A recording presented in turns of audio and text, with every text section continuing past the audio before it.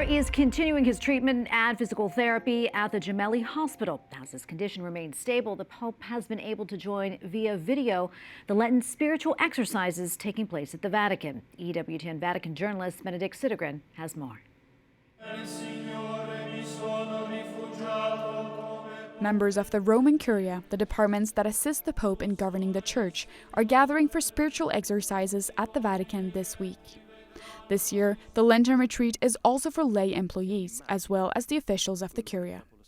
This religious practice was inspired by St. Ignatius of Loyola.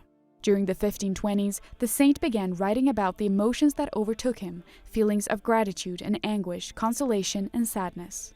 Those meditations are the inspiration for the exercises of today. The Lenten exercises are intended to help the participants to deepen their prayer, help them focus on the season, and make a true journey of personal renewal. Pope Pius XI was so influenced by the writings that he mandated the spiritual exercises for the Holy Father and officials of the Roman Curia almost 100 years ago. For a week, the participants will engage in Lectio Divina, Eucharistic adoration, silent reflection, personal prayer, and daily meditations led by a guest preacher. This year's meditations were offered by Father Roberto Pasolini, the new preacher of the papal household, on the theme The Hope of Eternal Life. On the first day of the retreat, the Franciscan preacher explained why that topic was chosen. I have been very struck these past days by how many people, including several journalists, have approached me asking, "Father, why did you choose the theme of eternal life? Is the Holy Father that unwell?" And the simple answer is no. It's because eternal life is our greatest treasure, and we must constantly meditate on it, not because of the Pope's condition, but because of the hope we carry in our hearts.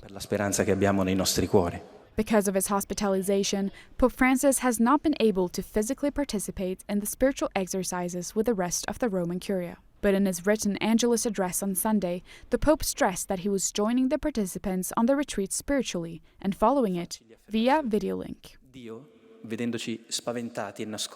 Over the course of the retreat, Father Pasolini emphasized that the Church's reflection on the eternity of life is not meant to instill fear, but to nourish hope, and that our destiny depends on the freedom with which we choose to live in love. The event of death does not make the end of the journey, but the moment when our relationship with Christ, whether we are fully aware of it or not, will be fully revealed through a judgment that will determine the immediate reward we can hope to receive. To prevent this from becoming a mere calculation, as we may have sometimes risked seeing it in certain periods, the Catechism cites the words of St. John of the Cross, who reminds us, in the twilight of life, we shall be judged on love. Alla sera della vita saremo giudicati sull'amore.